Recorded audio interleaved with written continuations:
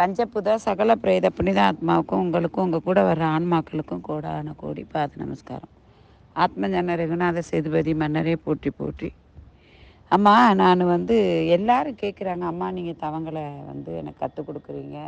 மூலாதார சுவாதிஷ்டானம் மணிப்புரம் அனதகம் விசும்பி ஆக்கின துரிதம் துவேச சக்திகளை சிவகலத்தை வெல்லக்கூடிய ஆற்றல் என்னெல்லாம் இருக்கும். நாங்கள் ஏன் எங்களுக்கு அது சித்தி ஆகலைன்னு ஒரு விஷயத்த சொல்லுங்கள். எல்லாருக்கும் கலெக்டர் ஆகணும்னு ஆசை இருக்கும், எல்லாருக்கும் ஜட்ஜஸ் ஆகணும்னு ஆசை இருக்கும், எல்லாருக்கும் ஹீரோ ஆகணும்னு ஆசை இருக்கும், எல்லாருக்கும் பாடகராக ஆகணும்னு ஆசை இருக்கும், எல்லாருக்கும் கொலகாரன் ஆகணுங்கிற ஆசை இருக்காது, எல்லாரும் ஜெயிலில் போய் கிடக்கணுங்கிற ஆசை இருக்காது, எல்லாருக்கும் திருடன் ஆகணுங்கிற ஆசை இருக்காது, எல்லாருக்கும் துஷ்மன் அதாவது எதிரி ஆகணுங்கிற ஆசை இருக்காது.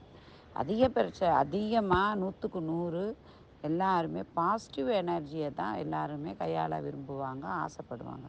ஆனால் நமக்கு எதிரி யார் அப்படின்னு கேட்டால் அந்த எதிரி நாமளாக தான் இருப்போம். நல்லா நீங்கள் ஒவ்வொரு நாளாக கவனித்து பாருங்கள். நம்ம அன்றாட வாழ்க்கையில் நம்ம இன்றைக்கி இதை செஞ்சுருவோம் அப்படின்னு நம்ம நினைப்போம். அதை மறுநாள் ஒத்தி போடுவோம். இன்றைக்கி காலையில் 5 மணிக்கு எந்திப்போம்னு நினைப்போம், அதை மறுநாள் ஒத்தி போடுவோம். இன்றைக்கி ஒரு மனிதரை போய் சந்திப்போம்னு நினைப்போம், அதை மறுநாள் ஒத்தி போடுவோம். இன்றைக்கி நல்ல ஒரு சந்தோஷமான நிகழ்ச்சியில் கலந்து கொள்ளுவோம், நல்லா ஒரு குஷியாக நல்ல சந்தோஷமாக நம்ம இதயத்தை வச்சுக்கணும்னு ஆசைப்படுவோம், அதையும் மறுநாள் ஒத்தி போடுவோம். இப்படி நம்மளுடைய எதிரிகளை வளர்த்து கொண்டே இருப்போம். நமக்குள்ளே இருக்கிற எதிரியை நாமளே வளர்த்து கொண்டே இருப்போம். நமக்குள்ளே உள்ள எதிரியை நாம் என்னைக்கு அழிக்கிறோமோ நமக்கு தெரியும் எது பாசிட்டிவ் எது நெகட்டிவ்னு.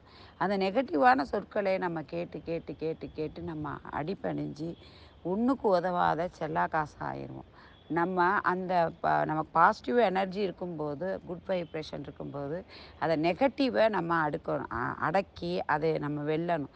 உதாரணத்துக்கு 4 மணிக்கு எந்திக்கணும், 2:30 மணிக்கு எந்திக்கணும் நம்ம ப்ரிப்பேர் பண்ணியிருப்போம். பட் அதை சரியான முறையில் கையாள மாட்டோம். அதை 8 மணி வரையும் அந்த மொபைலை ஆஃப் பண்ணிட்டு இருப்போம். நாள் சக்ஸஸ் பண்ணிடுவோம், ஆனால் மறுநாள் அதை செய்ய மாட்டோம். நாள் சக்ஸஸ் பண்ணாலே நீங்கள் கண்டினியூவாக எல்லா நாளும் சக்ஸஸ் பண்ணிடக்கூடிய ஆற்றல் உங்களுக்கு வந்துருச்சுன்னு தான் அர்த்தம். ஆனால் அதை நம்ம ரொம்ப இமயமலையே போய் சிகரத்தை தொட்டது மாதிரி ஒரு சந்தோஷத்தில் நீங்கள் தன்னை ஒரு பிரமிப்பாகவும் ஒரு அகந்தை ஆணவம் நாம் எல்லாம் அப்படிங்கக்கூடிய நிலைக்கு நீங்கள் உருவாக்கிடுவீங்க. உருவானதுக்கப்புறம் நீங்களே ஏற்றி வைத்த விளக்கை நீங்களே அமரக்கூடிய நிலைக்கு ஆளாயிருவீங்க. அதனால் தயவுசெய்து நாமே எதிரியை வளர்க்காமல், நமக்குள் இருக்கும் எதிரியை வளர்க்காமல் அதை அழித்து நம்ம எல்லாத்துலேயும் வெற்றி பாதையை விழிப்புணர்வோடு செயல்படுவோம்.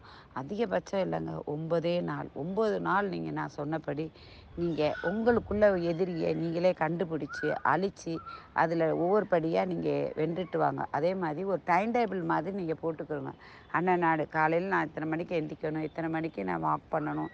எப்படி ஸ்கூல் ஃபீல்டில் காலைல 9 மணிக்கெலாம் போயிடணும், சாயந்தரம் 4 மணிக்கு விட்டுருவாங்க, 2 மணிக்கு சாப்பிட விடுறாங்கனுங்கிற ஒரு ஆபீஸாக இருக்கட்டும், ஸ்கூலாக இருக்கட்டும், பெரிய பெரிய அலுவலகங்களாக இருக்கும், சினிமா துறையாக இருக்கட்டும், கலைத்துறையாக இருக்கட்டும், இப்படி பல இடங்களில் டைமை ஃபாலோ பண்ணுவாங்க.